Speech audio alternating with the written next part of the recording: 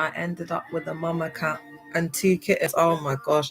Hey YouTube, it's Leah Lauder, your favorite mega church cult survivor, and I'm live on TikTok and I'm live on Instagram. And as you know, or you might not know, I spent 18 years in what I thought was a church, and it turned out to be a cult. And now I come on live on various different social media platforms and I expose them and the ABUSE that I experienced in the church cult. All right, so I talk about different topics and themes to help survivors deconstruct and understand and process the trauma that we went through whilst being in there. And I've been reflecting on a lot of different things because I'm currently writing a book. And one of the things that I've been thinking about,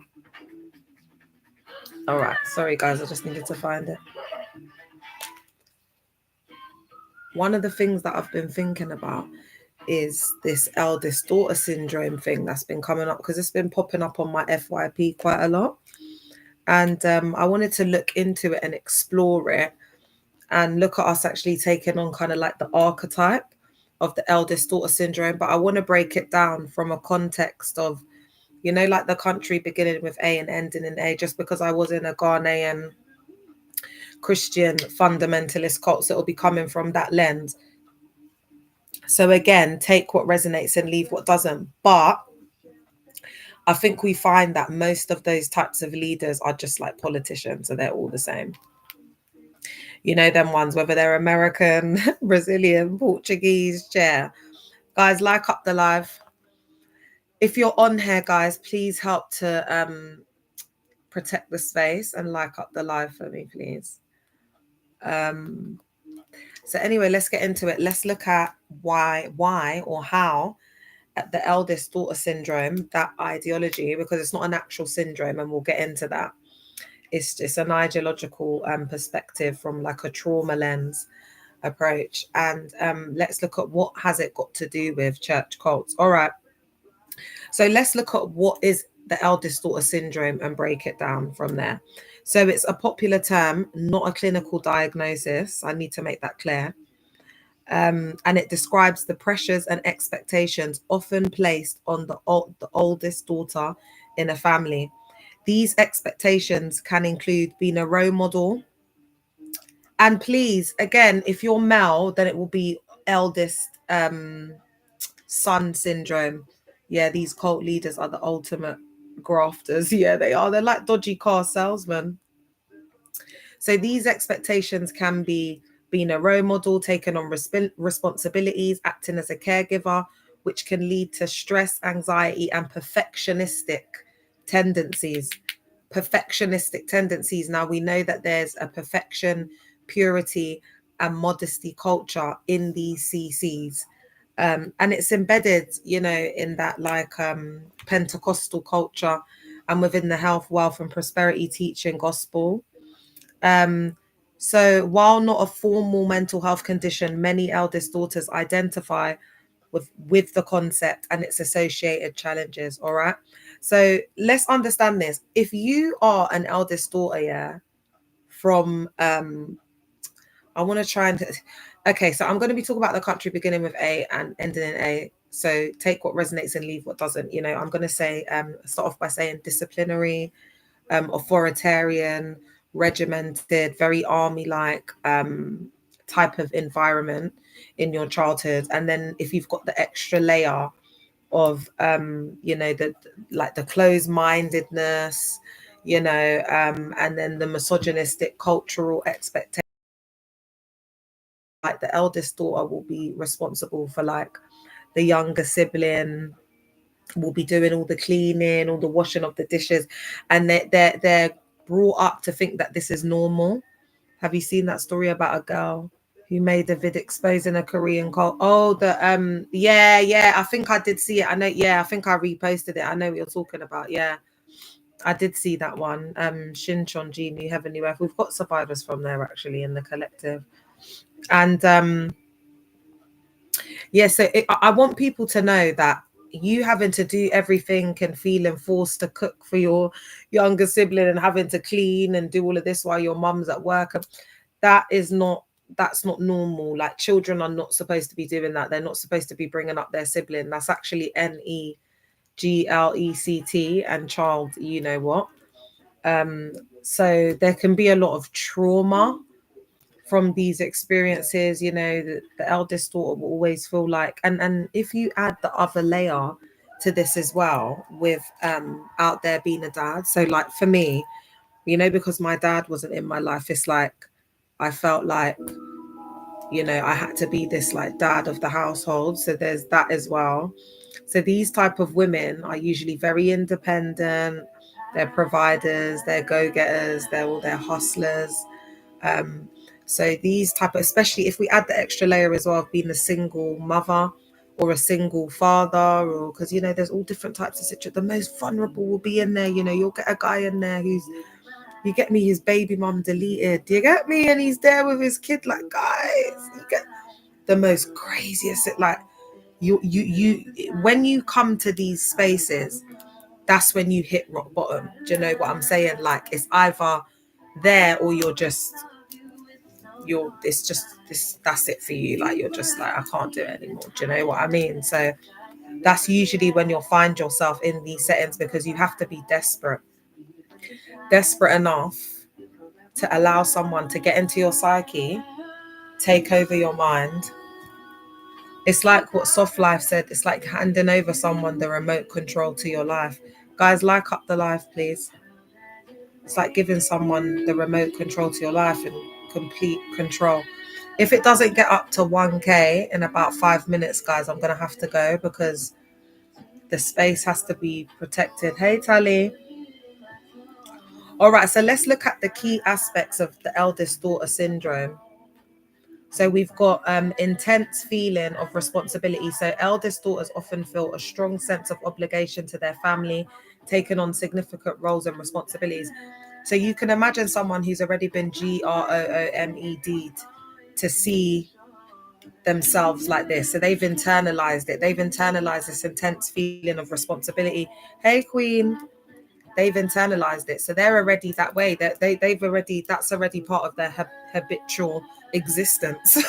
Do you know what I'm saying? Like, they've been feeling like a 40-year-old woman with a mortgage, and if it's two siblings, one sibling, whatever, because the mother has put all of that responsibility onto the child.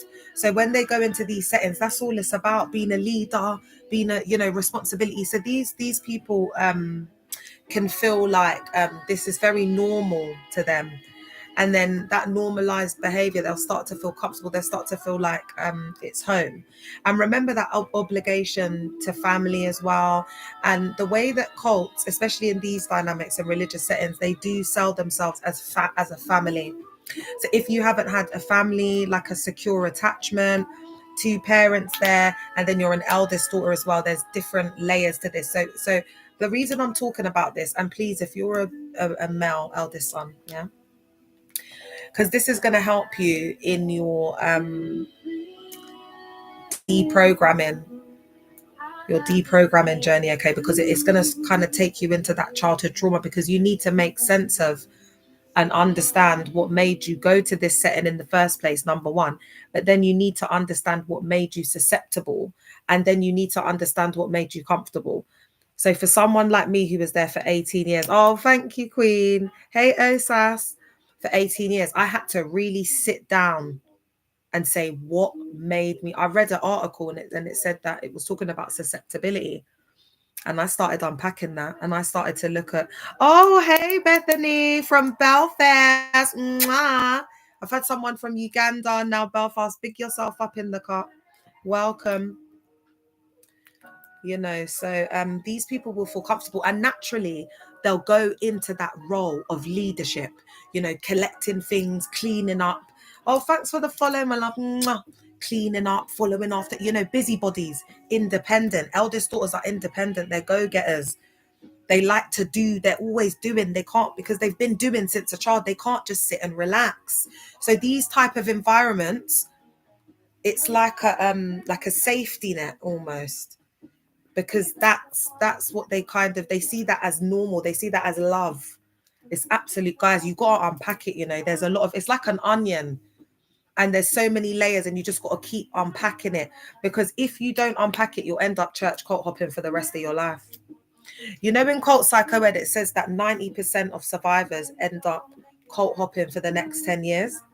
When I saw that, I said, no way, because I'll be I said I'll be near to 50. I can't be doing that. And I've given them 18 years. That's why, guys, you see them aunties. And I'm not just talking about that from all different places in the world, yeah, that end up in these like spaces. And then they got like kind of older kids, like maybe in their late to, you know, like their late teens or whatever, maybe one child or two kids, and they're putting so much pressure on the child, to get what I'm saying, to be this high performing, like this with upstanding person in the cult. Is crazy. Most services, they preach disloyalty is crazy. That's all they preach about in their jail. And you know what? It's really crazy that you should say that. And that's a confirmation, because today I'm going to be talking about the eldest daughter/son syndrome. And then I'm going to go into tomorrow, what has loyalty got to do with cults? Because it's a big characteristic. We know that Dag's got a series on loyalty, a collection of books. He's got loyalty and disloyalty as, you know, the main book that is like the main thought reform. You need to understand that loyalty is to the highest authority, and basically, you know, that you have no mind, there's no critical, you know, you need to understand. And if you go to this, if anyone's been going to this cult, yeah, for a short while, I'm going to give you a test. But because they can hear me, they probably won't even do it. But historically, if you were there and you asked them, what's the book, what's the first book I should read, it would always be loyalty and disloyalty. And it's always embedded in the teaching. If you don't know, oh yeah, that's what I was supposed to do, that content. If you don't know Dag's books, yeah, and the doctrine, you'll think that it's like Holy Spirit led. But when you know the doctrine, our mods on here to give people a warm welcome, like that guy, is it Wes? Are there mods on here, guys? Thank you, Joker. So loyalty is a big part of cults, and that's why I said that the reason why I believe, you know, God planted me in this particular CC, because I questioned it for ages, like, oh my gosh, like, why this cult? Like, it could have been any of them. Do you know what I mean? Like, it's so random. And I realized, I think because God knew I was going to be doing up this, Dag's written a lot of books. Do you get what I'm saying? So it's easier for me to like structure things, and it's very structured in there. I can't lie. Like if you want to talk about organization, Dag is actually addicted to organization, things being perfect, things being like that. He's very systematic, very strategic, but because they've bitten off a bit too much that they can chew, what's happened is now it's just all over the place. Like, no one understands what's going on in there. So I foresee some sort of, he's already done a type of, you know, restructure and whatever, but I don't know. I think eventually he's just going to have to go back to, you know, joining it all together as one. But we'll see. Or maybe the youth, and that, we'll see. We'll see. All right. And then the second key aspect of this, yeah, I agree. Overachieving and perfectionism. So the eldest son/daughter syndrome, there'll be overachieving and perfectionism. Now, this is something that I struggle with to this day, because I was already quite competitive just by nature, and then coming into these settings is very competitive. It's like finance. It's like a toxic, high pressure working environment. So they really do strive. The pressure comes from the unrealistic expectation that they put on you to overachieve, high performance, and this perfectionism thing. So it's like you can't make a mistake. If people like are ministering a song or whatever, and you like make a mistake, it's like you'll feel like you failed, because they're literally like sitting there, like, you know, like listening to, watching your every minute. It's mad in there, man. There's so much pressure. It's like if you bring 5 people, well done. You brought 5 people, well done. Don't celebrate too fast. You can bring 10 more. You brought 10 people, well done. You can bring 20. Bring 20. There's never, oh, you know what, you're doing really well. It happens now and again.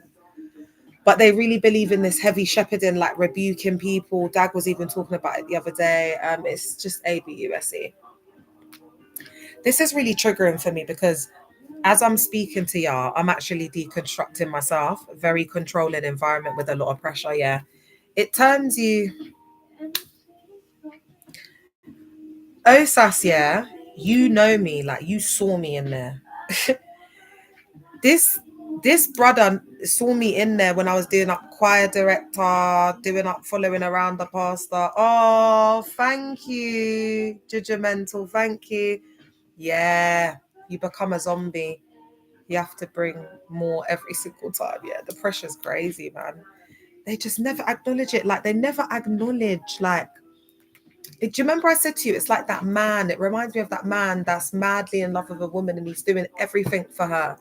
He's buying her everything. He's treating her so good. He's giving her good deeds. You know, he's giving her morning texts, buying her lovely, giving her money. And it's like, she never sees what he's doing. She never sees him. Because I want to try and like cater for my kings. Because got a lot of kids. You know what I'm saying? Remember I told you, yeah, I'm home girl. You know, you're having a laugh. Yes, the awakening is now. I agree. I can't believe, like, I thought it was just my FYP, but no, chair. There's a lot of conversation going on. I'm really, really happy that these conversations are going on, and there's an appetite. There's an appetite for this type of conversation, and so I don't really care what else is going on in the world. Do you know what I mean? Because my main focus is just getting justice, chair, and speaking my truth. So everything else could be falling apart, but if there's a light getting shone on the cults, this guy, I'm all for it, yeah. All right. So due to the pressure to succeed and set an example, eldest daughters or sons may develop a tendency to overachieve and strive for perfection. So this is when I got to this bit, I said, oh, okay, this is some type of archetype or pseudo personality that we put on when we're in the cult. Then I started thinking about the spiritual sons and daughters of the house. Do you see where I'm going with this? Like up the live, you lot, man. These are deep realizations that can set us free. So we were taking on the eldest daughter/son syndrome archetype and internalizing that because we needed to be this perfect spiritual son and daughter of the house, which is this eldest son and daughter syndrome. Is this making sense? Hey, cutie. Yeah. So we need to start to unpack that. Have we been in survival most of our life? Have we been in fight or flight mode? Was mummy struggling? Was daddy not around? What is going on there? Because everything's like a mirror. Do you understand what I'm saying? So there must have been a lot of ABUSE. Hey, my love. And this isn't to sink into a pit of depression. This is for us to understand how we got there, work through that so that we don't repeat those cycles. Because I can guarantee you, if we found ourselves in these settings, we will also see those toxic patterns and cycles in romantic relationships, in work. Because I was in a very toxic work environment for years, like probably over a decade. And that was just because the environment is so toxic. They'll be in situations where their managers treating them like, and they're just in there just smiling and working. Oh, it's so hard to find a job, that pays okay, that pays well, and you can still do ministry. We just have to make sacrifices, gra. We just have to get on with it. So people are living really low, poor quality lives, not doing the careers they want, not earning the money that they could earn, not reaching their full potential because they're overachieving and striving for perfection and trying to achieve unrealistic goals that they'll never, well, actually, hey queen, some of the goals they'll never meet. Like I remember when they put a missionary in China. They put Cliff in China. I don't know if he's in first love or MSCI. They put Cliff in China. I don't want to go there with you.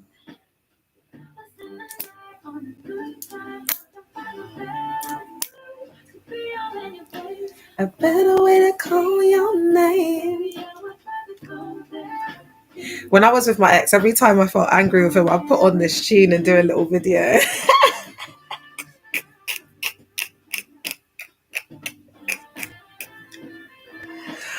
Argument done. What were we even fighting about? You know, that one spice in the car. Ugh. You lot, let me not get too comfortable, because you know how it gets on here, and then they just start doing what they do best. Being a snitch. All right. So let's get on to the other aspect of the eldest son/daughter syndrome. People pleasing behaviors. Guys, woo! This is hot, innit? This is hot tonight. Chair. You know what? I think I'm going to have to do some content on this. Guys, I might not be on live tomorrow. If you're seeing a lot of content, then that means that that's my content day, because I've got to get some content out, Chair. And I've got to do it for YouTube as well. Is anyone really feeling this? Because I am. So people pleasing behaviors. Eldest sons and daughters may struggle with setting boundaries and prioritizing their own needs due to a desire to please others, particularly within the family. So do you see, they make us become people pleasers, like the women become Pick Mishas and Barbara the Builders. And you might struggle with that if you're like, you know, the eldest daughter, that you might be like a pick me and a Barbara the Builder and wanting to like mother, you know what I'm saying, a man, especially if you come from especially if you've seen your dad not in love with your mum. Yeah. And you know, like the things I talk about, like being treated as a slave or an object or more of a possession. And yeah, man. Tomorrow it really is going down tomorrow if I've got that strength, you know. So there's a lot to unpack here, because it's like that what we see here with the people pleasing behaviors. Remember, they described it as like psychotic. It's like people are wrapped in this psychotic bubble. Do you know what I mean? Where they're feeding into the grandiose ideologies that the malignant narcissist has of himself. So remember, he wraps people in that bubble of psychosis, because he's psychotic in thinking that he's that. But then when he brings people into that, they give him validation and supply. So that's why they have these people pleasing. They want to have people pleasers around them to feed their ego, validation, supply, etc. So these type of people are actually like high grade supply for the malignant narcissist. Yeah. So for the MOG, the leader, whatever. So if you are coming from that eldest daughter, you know, son, especially if you had like kids young and you've been like a mom young, and do you know what I mean? Like you are like, they love having these kind of women in these spaces. Yeah. So because naturally we don't prioritize our needs, we struggle with setting boundaries, because it's like, you know, our parents or whatever, you know, have been exploiting us from so young, Jail.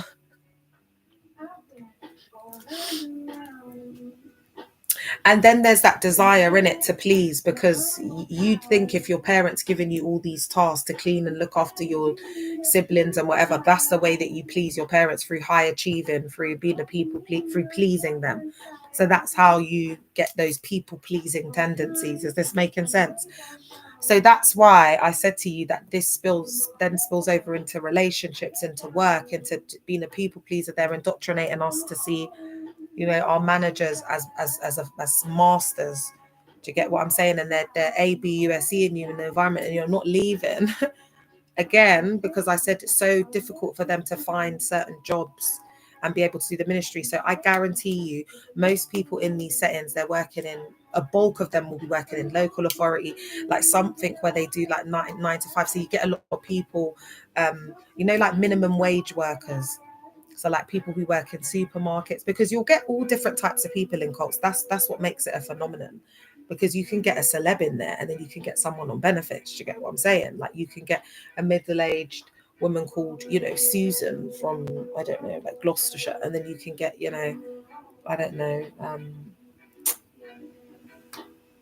know, like Stacey, do you know what I'm saying, from, I don't know, Bermondsey. Do you get what I'm saying? Like there's so many that, like the disparities are so large and there's so many extremes.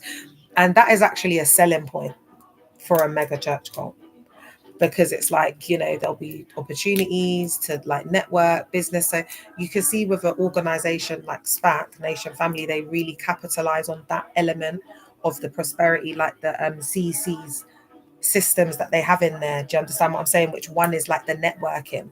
So one of the keys, according to my cult leader, around mega churches, is that basically we have to have big CCs, because then different people will come into the setting, and then it will give people opportunities to have jobs.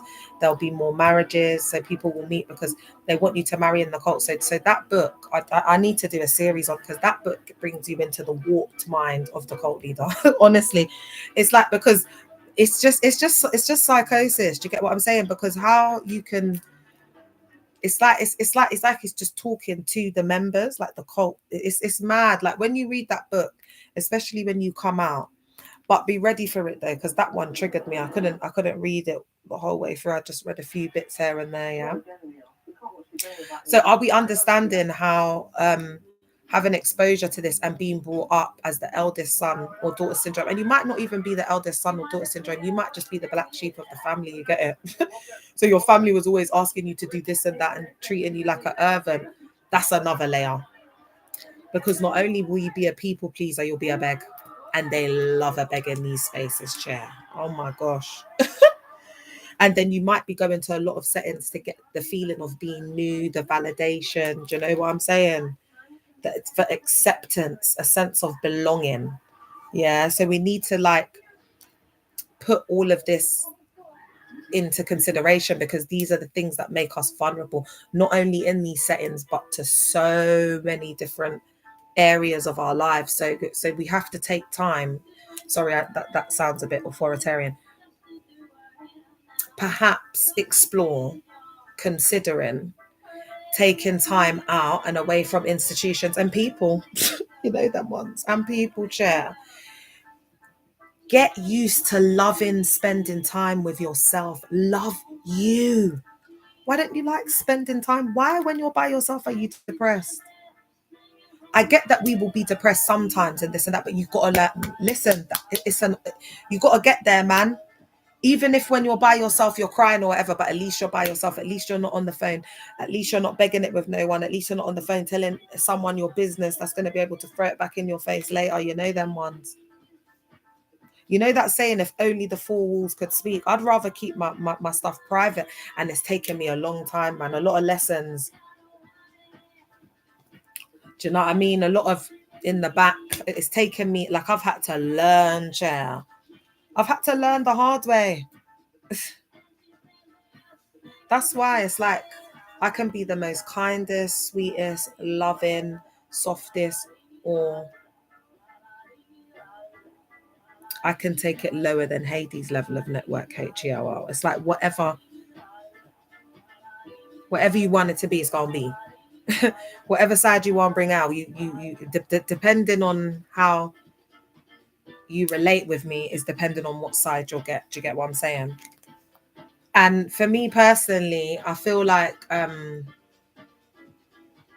let me not even, because that might trigger people. So I don't even want to. I was going to talk about respect, but I feel like power, respect, control, ego, it might be a bit triggering. I think there's interrelations with loyalty and respect, but I think it is important to have respect for one another, because when you don't have like basic respect for another human being, you dehumanize them. That's what I feel like. Respect is really, if you don't respect me, just get out of my face. And it like, it's just like, we're not gonna vibe. Because I don't do fake.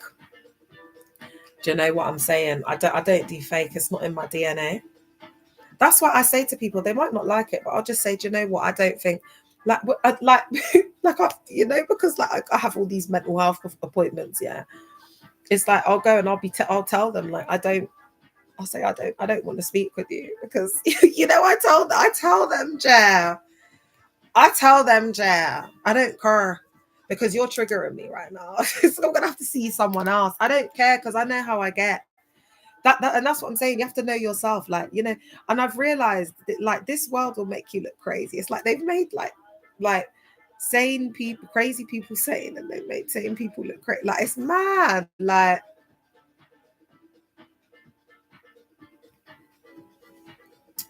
mad world we're living in, isn't it? Thanks for the follow, Byron. Is that Byron from back in the day? Oh, why do I always forget what the name of that place was? New Life. Oh, you're all right. I had my little New Life, my little New Life episode. No one can say that they blew out my back there either. You know them ones. And people used to judge me, back then because I came off the X Factor, this and that. But it was the gal them inside the four walls that y'all had to worry about all the time. You get me? The gal them in the world actually have like their hearts are softer than the women in there. Oh, you lot, when I tell you, yeah, the hearts are like it's like the stone of ages. Guys, like up the live, please. But people might be tired tonight. Are you lot tired? Because I'm tired. I'm just going to finish this so I've got the segment. 45 minutes max, so we've got about 10 more minutes. But guys, if you're tired, but you wouldn't be on if you was tired, would you? This is a nice little playlist, isn't it? A little TBT, a little old school vibe. Okay. All right. So anxiety and worry. The constant pressure and expectations can lead to increased anxiety and worry, sometimes manifesting as generalized anxiety or panic. So, just be like feeling like you're walking on eggshells, fight or flight mode because they're gaslighting, they're doing. And when they're like, oh, I want to speak to you, come to the office at 7. You don't know what it's about. Like they do this thing in there where it's like, there's just so much anxiety and you never know like whether you've done what they've asked right or. And this would just be every day. And this is like such a minute example, but I'm trying to think of because you know what? That guy came on and he said something the other day, yeah. And he was like to me, he commented and he was like, I was a pastor for 20 years. You don't even know what you're talking about. You haven't seen anything. But just now, as I was reading this, I felt like God didn't want it to be that way for me to be a pastor because I had to be on the ground with the people for people to understand because the majority of the people, it's not the leader, babe. It's the workers, Chair. There's the workers, baby.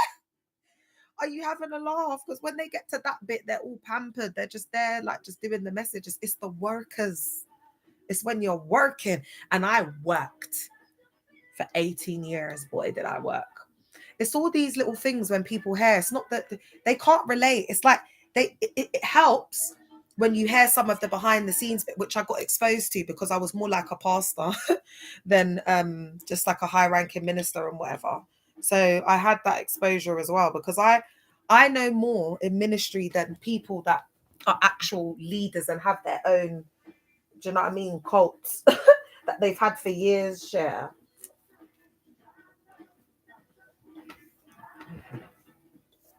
I'm feeling the opposite to how I felt yesterday. Oh, all right. Girl, I've just been feeling tired. Like, that is all. Crazy. And now I'm feeling hungry.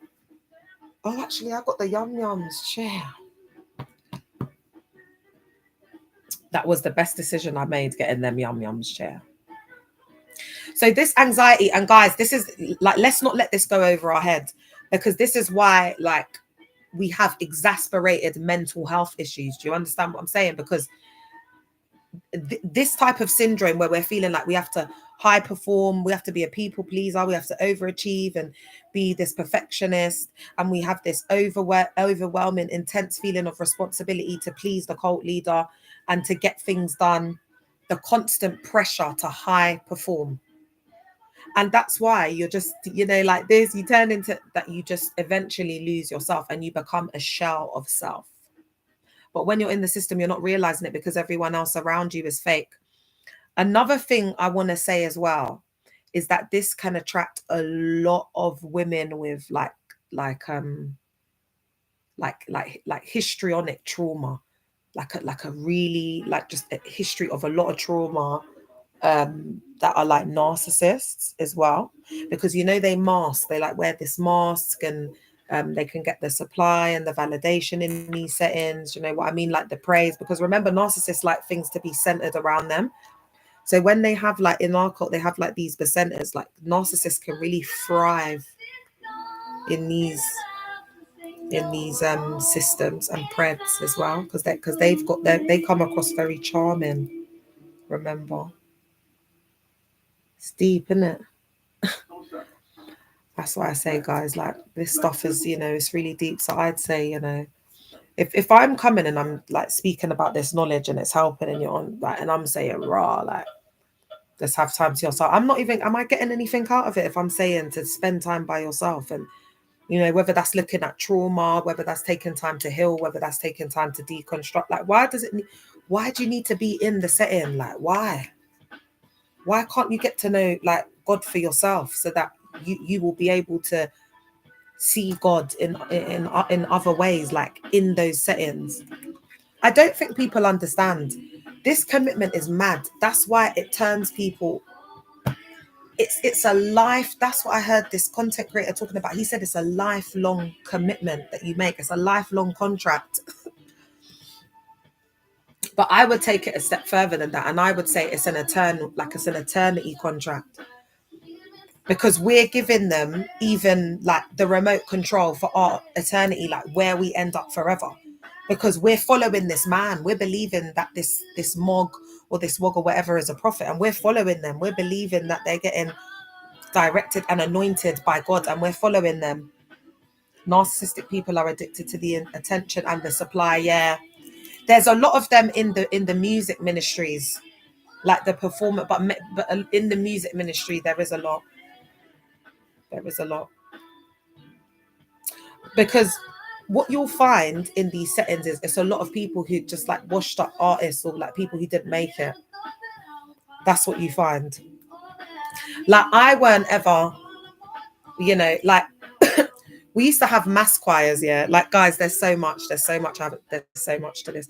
We used to have mass choirs, yeah. There would be hundreds of us, yeah. This was in the glory days. And there were like TSAs, talented solo artists, like well-known singers, yeah, that would always be in the front because they were the best singers in the denomination. And you would see all of the girls, they can't sing, and they're rushing and they're barging, to go in the front. I'll just be like, all right. And I'll just go and stand in the back, like, so stand in the back. And whoever's the choir director will bring people forward. So they'll change people around. And I was always brought to the front. I didn't need to, do you know what I mean? Like push my way to be seen, or do you know what I'm saying? Because it's like, you shouldn't be wanting to be seen, because we're supposed to be doing this for God. I made it to a degree, but was still brainwashed. Yeah. Oh, it looks like they're active on there. It's just spiritual psychosis. Actual spiritual psychosis. Yeah, so there's a lot of the gal them in that ministry, they do just want to be seen, like it's about them. That's why you'll notice they'll come wearing really tight clothing as well. And I'm not here to judge, do you know what I'm saying? But in that setting, it's very judgy. Do you get what I'm saying? So when you see the gal them, like you're supposed to be coming to minister. That's what it's about. I can't believe that I redid some of my hair and I still feel like it's looking like a mess. I'm so annoyed. I just gotta fug it out, guys, because I've got things coming up. All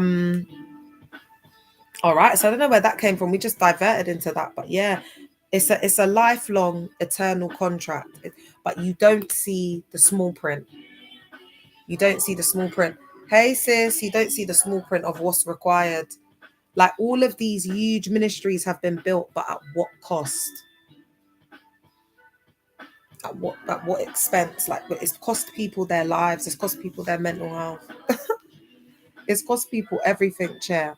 And then they just go on and just live their life and profit off the money that they've made. It's crazy, man. That's why you gotta be really strong minded, man, to not end up like just having like just HATE and them. Guys, if there was any advice that I could give you, I would say try your best not to HATE them, like in your heart. Like I say, oh, HATE, dag, but I don't really mean it like deep within, because I feel like when we've got those things, I feel like it can give way. Because I was thinking about it today, like why does like zhuzh work on some people and then it doesn't on some? But I do think it's about the frequency, and I do think it's about but guys, I'm not trying to sit here like I'm some guru and I know it all, because I don't want to get humbled. I'm just telling you like what I heard, like, or what I don't know, my reflection, whatever. I don't know how to really explain it, my internal monologue, whatever. Yeah. And I was just thinking, is it because then if you've got HAT in your heart, yeah, like to that extent, and so has the other person, then you'd be on the same vibration, wouldn't you? Like you're on the same level for them to touch you, or do you get what I'm saying? I don't know. I feel like that's a bit of logic as well, like me trying to think a bit logically. Like, is what I'm saying making sense, guys? Or I'm just thinking aloud. All right. Let me know if it's resonating though. It's hard for me to stop HAT in these guys, especially Dag and Richard. I know, Joker, but we've got to try, man. Joker, you got to try. That's why you got to get into nature, man, and try and ground yourself, bro. Like, do you get what I'm saying? Because you got to release it. We've got to release it, because the trauma gets stored up in the body.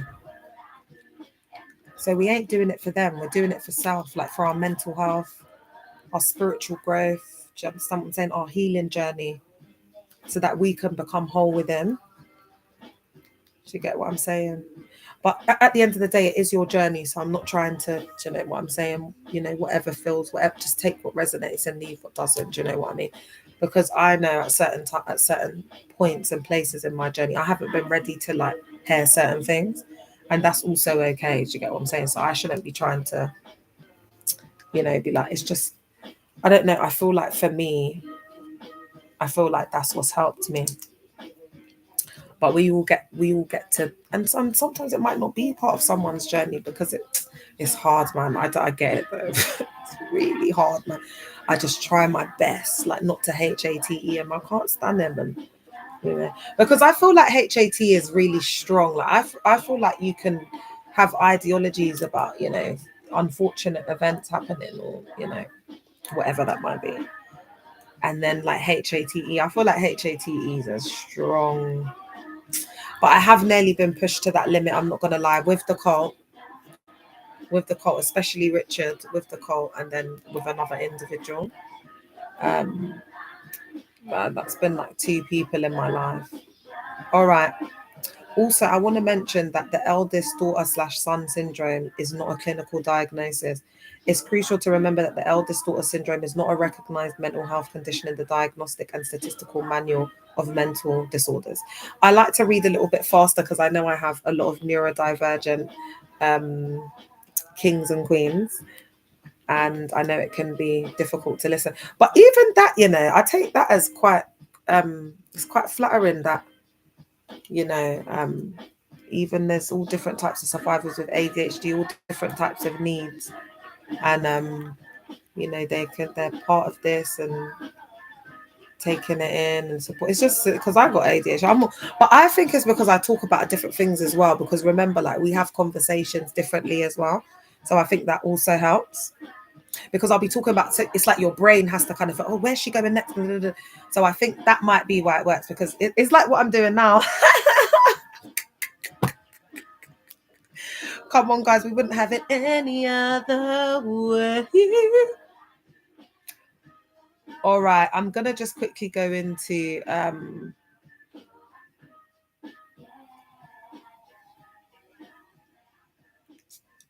all right, let's go into quickly coping strategies, because I've said all of this. Okay, so how do we cope, or how do we move forward? Okay, so recognize and acknowledge.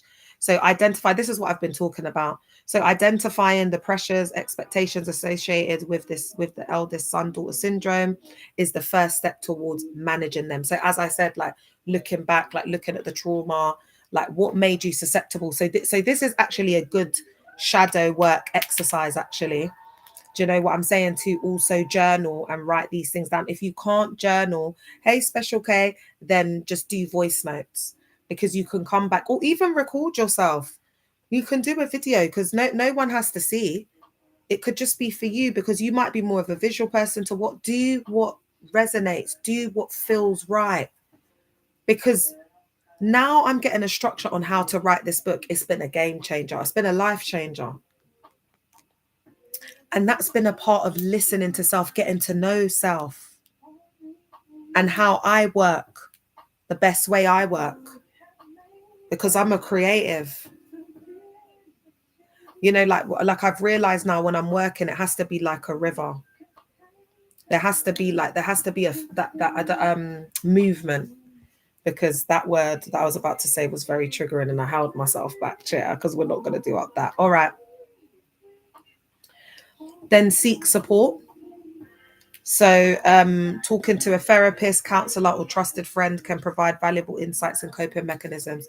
So this is the reason for the support space, like the safe space, for us to all be here, like venting, like hearing things that are gonna just help us to just, you know, no, we're not going off. Do you get what I'm saying? Like this was and is a very real experience.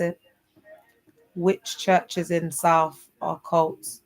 Girl, if I was to be doing up that, we'd be here all day. But I'd say some of the, you know what, girl? I'd say verse yourself on cult characteristics, because I can say RPF, I can say, mustard seed and nunhead. You do need that; those you do need to know that, though. UCKG, mustard seed, Chapel International, Lighthouse Chapel International, RPF have a few branches as well. I don't know if NGRM. I know they've got one in Wembley and Enfield. They're more northwest. I don't think they've gone into south yet. Off the top of my head, but girl, just stay away from any one of those institutions that have mountain, fire, revival, prayer. I know it might seem harsh, but I'm trying to help you. Global, international, movement, generation, revival. Yeah. Eagle. If it's got eagle in it as well, I'd run a mountain, run 1,000 miles. Yeah.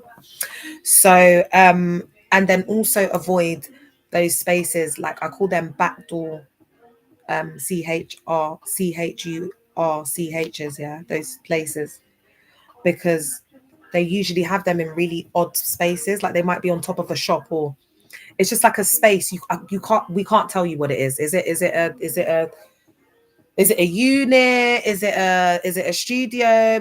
Like, what is this space? We don't know what it is. Thank you, Special K. All right, those types of settings, it's just not giving legit. Like, just run them all. All right. But verse yourself on characteristics and tactics of a cult, so that you will be able to understand the difference between someone love bombing you and just being welcoming. Yeah. And if they come to you and it's like feeling overwhelming and they're love bombing you and it's really in your face, I would say that would be, because that's the initial phase. That's how they act. So instead of asking what are the churches that are like that in South, what you should be asking me is, what are the red flags, or what can I look out for to identify it? Because there's so many of them. There's an infiltration. I would say that there's about 90% of these spaces that are cults. Like, that's how serious it is. Yeah. Because they've just been following the same blueprint, the same it's the same get rich quick formula. There we go. It's a get rich quick formula. They're all using the same blueprint. It's just acting. That's all it is. Like, I've seen it, babe. I've been there behind the scenes, babe. It's all acting. Even if it's not on the extreme end where they're doing up, forceful activity, doing up, teeth and whatever. It's just the ego, just being in the position because they get to lord over people. Just at the very low level. I don't think we're not deep in it. Anyway, do you know what? This isn't for me to carry, chair. I get it. If others don't get it, that's entirely up to you, because I spent 18 years in there thinking I was people's savior. So I just found myself getting into that and I had to snap out of it, because if I can't be doing this up if I'm going to be thinking like that. It's not my business. That's how I feel in it. That's my truth. Oh, thanks, Shen. I'm glad it resonated, girl, because I don't, that's why I have to live my life. And this is my life. This is living my life, speaking my truth, because I'm disabled. Do you know what I'm saying? Like, unfortunately, I can't be out in the club. Unfortunately, I can't be getting wined and dined and flued out every other weekend because I'm disabled. Right now, my legs are aching. That's why I'm always in the bed. I haven't even been able to clean my yard the way I want to clean my yard. You know them ones. So that's the least of my worries, chair. Do you know what I'm saying? I'm just in the yard. I love it. God works in mysterious ways, eh? All things work out. All things work for the good of those who love the Lord, who are called according to his purpose. Yeah, please do, my love. All right. What's that one? What is it? Crushed but not destroyed. What's it? Broken but not, that scripture that just came to my head. Babes, I'm not, I'm just gonna be on here talk. I'm glad that, they tried to discard me, but God didn't. That's why I'm sitting here. That's why I'm doing this up. Do you know what I'm saying? And I just want to say thank you to all the survivors, all of the people who support my content, who engage, who come on and watch this. I feel like you guys have sorry helped me to take my power back and given me a purpose. And I just want you guys to always know that I'm aware. I'm always very aware of that, and just feeling really grateful for the support that I am going through a lot, but I can't deny that I have this beautiful collection of people. Oh, thanks, King Joker. This beautiful collection of people who we have this shared experience of this trauma, and we are not alone. We're not alone in this. We're not going off. Oh, love you too, Queen Lucia. Because we've all been through so much. Like, obviously I can't be here like talking survivors business, but it's like I hold this. And that's the thing, like, you see how they see money as like wealth and stuff. Like, I just was gonna say like a bank of emotions. If you imagine like this big, like, like safety deposit, like when you watch them films and they try and like of people's like deepest like secrets and trauma and things that people have felt. The penny just dropped the other day. People have entrusted me to like hold that space and those stored those memories and that trauma. That's so deep. But they don't value the positions that they hold. They don't value, because it's like it's all about offerings and numbers, and such a shame. It's such a shame, Jan. Right. There was another point here. Like who said we're not like we are relevant? We're relevant. Do you know what I'm saying?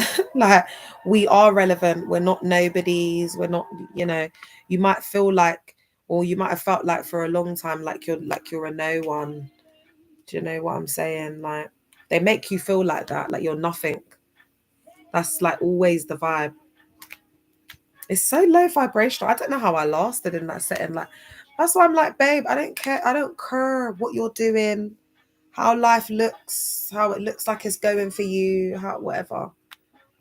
If you're doing up that, you're done out, man. Absolutely done out. All right. So we've spoken about seek support, prioritize self-care and self-love.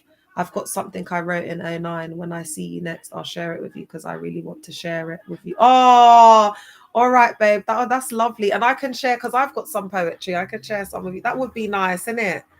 Like to do that on a nice day, innit? But instead do the picnic, innit? Picnic and poetry. Honestly, it's so nice now. Like we having these cute little dates. Do you know what I mean? It's so nice. Yeah, guys, because the truth is my mobility's not been that great. So I might have to do, that's why I was saying for the survivor link up, I think we're gonna have to do it up. Remember I was saying Bexley Heath. You know what though, guys? I think it's gonna be next week. Can people make it? No, people were saying that they couldn't make it next week. Should I do it in 2 weeks? People let me know. Maybe I should do it on the same day because I'm doing up a podcast thing. So maybe I should do it on the same day I'm doing the podcast, innit? That makes sense. I might be tired there. All right, let me figure out this date, guys, and then I'm going to put it out there. I have to do that because we need a survivor link up now. All right. And I'm going to put a place down, but if the weather's nice, we'll just do up the nearest park. All right. So prioritize self-care. So you need to learn to prioritize your own needs and engage in activities that promote well-being. Yeah. You need to engage in activities that promote well-being. This is why I was saying things like about being outside. Like, guys, you know, like when you're going out to eat, thanks, Hans, like choose to eat outside sometimes. You know, like just being outside, like in the fresh air, like just being, you know what I mean? Like just not inside, like, you get me? Or sometimes go and have lunch, like in a park. All right, babe, we'll arrange it. Or just go out to the park. Do you get what I'm saying? And just go and have a nice sandwich. You get me? Like have a little book, like put your feet in the grass. Try it, because at the end of the day, you know, like desperate times call for desperate measures, babe. Do you get what I'm saying? But prioritize self-care, whatever that looks like for you, whatever it means. Do you know what I'm saying? It might be getting yourself a little treat, or I don't know, you might be like an outfit girl, getting yourself a little something online, whatever. Because part of that self-care is also like the reinvention of self as well, because you'll be at MESS share. So your whole like fashion sets, everything will just be at MESS, and you'll look at other people and you'll feel so depressed. Oh my gosh, I don't remember who I am anymore. You got to rebuild your whole identity as man. So be kind to self and practice self-care. We can be up at mine. I've got a massive garden. We can do a barbecue. Oh, is it? You got a big garden, Han? Oh, but Hannah, let me talk to you about this. Not in the evening. Yeah. Because I need to talk to you, because we need to chat on a level, yeah. But thank you for offering it. That's absolutely beautiful. But this is the way Hannah is. And they love people like this. Do you see what I mean? Like offering up their house. Like, look, like if I was doing up one of these spaces, look, I've just got a place.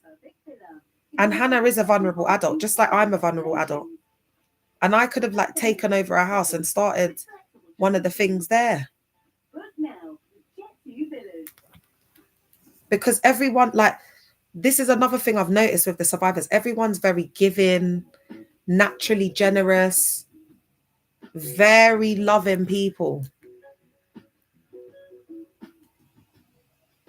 Thanks for the follow. Please follow my main account, Leah Lauder 7, because they're trying to get me off the net. This is one of my backup accounts, Chair. I really tried to just get that thing right the first time because it's annoying. And they put it back up, you know. That's cheeky.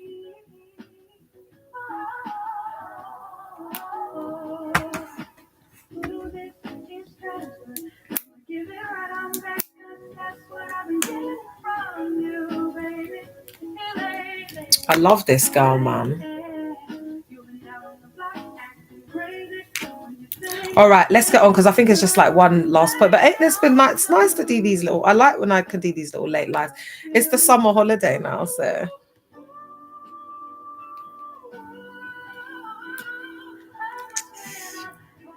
All right. So we've got the self-care thing. So whatever that looks like for you, yeah.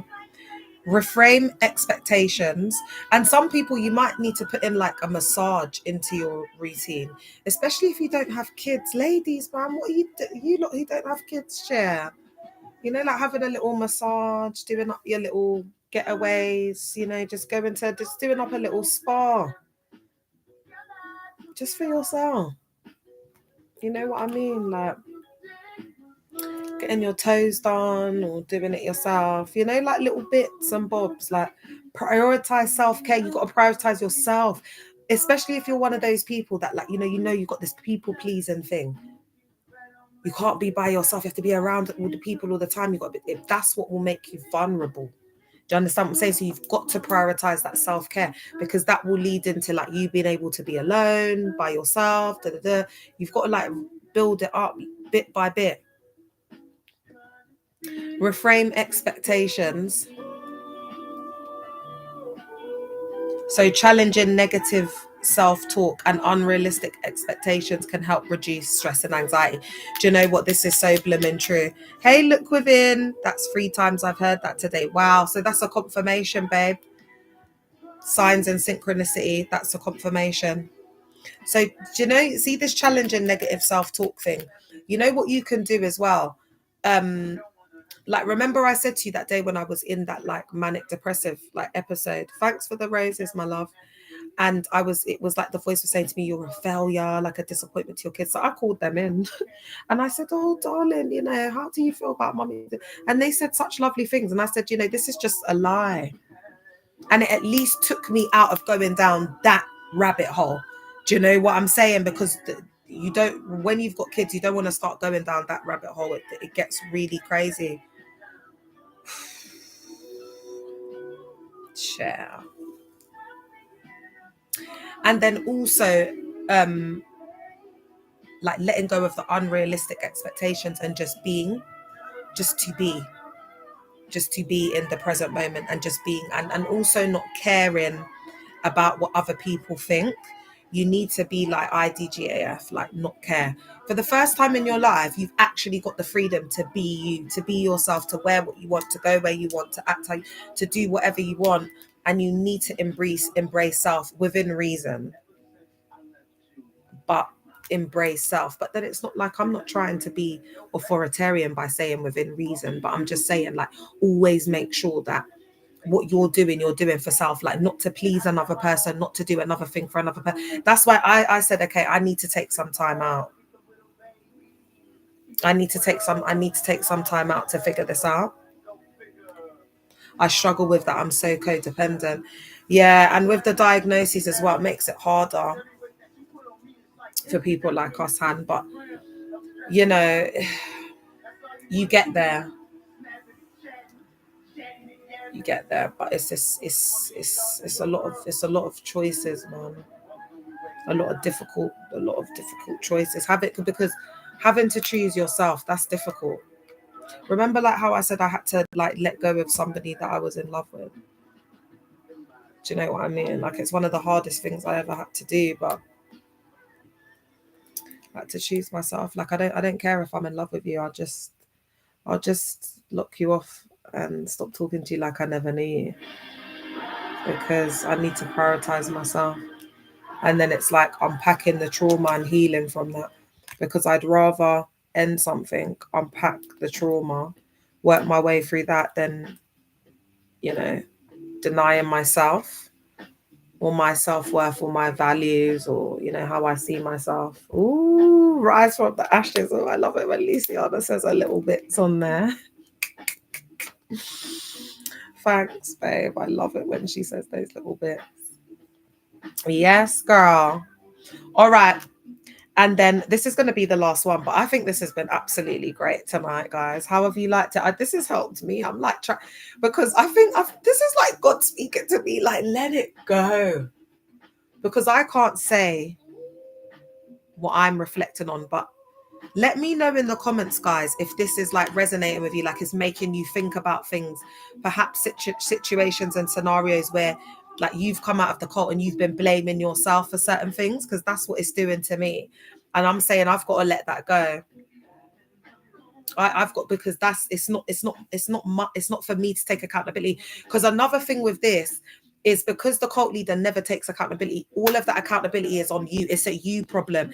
It's not the fact that we're misogynistic or that my books and some of my works are great apology. Oh no. It's not because we've been covering up certain things to maintain the reputation of the cult. Oh no. It's got nothing. It's a you problem. You're not praying enough. You're not fasting enough. You're not. You're worldly. You want to be.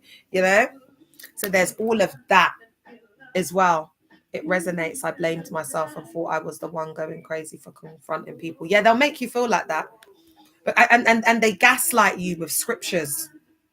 I call it spiritual violence. The gaslighting with scriptures is spiritual violence. Yeah. All right. So, and this is huge. Set boundaries. Learning to say no and establish healthy boundaries is crucial for maintaining well-being. If you can't say no, then that's a serious issue. You need to start practicing setting boundaries. And you know what? When I started to look into boundaries and what it was all about, and and you see how that connects to the morals and values within that, but you're going to have boundaries within that. Does that make sense? Because that's like something that a promise I made to myself, is that I would always choose myself. So when I saw myself start to lose myself in that relationship, I said, no.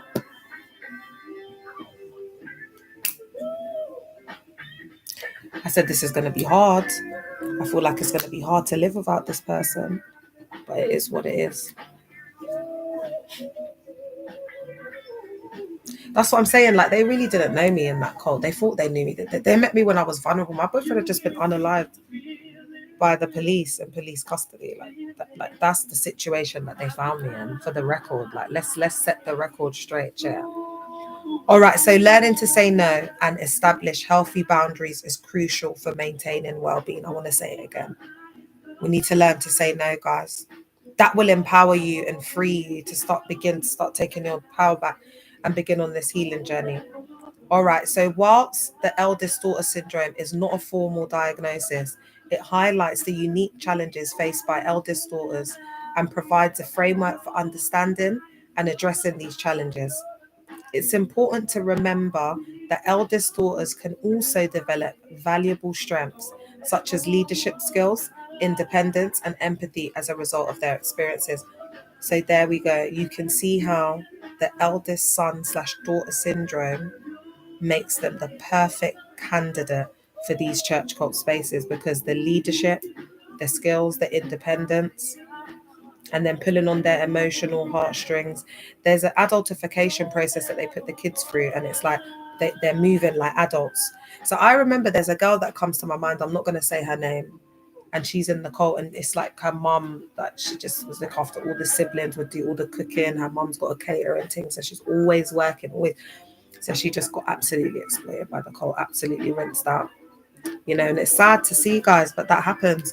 So in order for us to move on, we've got to almost become the antithesis of what they spoke about, because we've got to be independent, we've got to be confident, we've got to be, strong in setting boundaries and sticking to those and saying no because I love myself. We've got to prioritize self-care, because they call all of that new age and the DEVIL and all of that, so we've got to work through all of that to make sense of and understand, why we ended up in these settings in the first place. And remember, I'm saying, also, I'm going to keep repeating this, what made us susceptible to the environment. So we need to understand what made us susceptible to the environment, how we got there in the first place, and then why we stayed there for that length of time. If you can start to break down that, I think that's how I began my deprogramming process. And then you can start to unravel the other layers of the onion. All right, so I'm going to stop there, guys. We've had a good 2 lives tonight. I hope you've enjoyed it, guys. I hope it's resonated. On YouTube, remember to subscribe, please. It's really important that I get the subscriptions, because my cult leader's got a really big reach on YouTube. It's the main platform. So I dream to be, have a platform on YouTube so that when people search Dag's name and First Love, my videos come up. Help me make my dreams come true. Subscribe. Love you. Good night. All right, YouTube. Oh, Instagram. You know, I hope you lot don't feel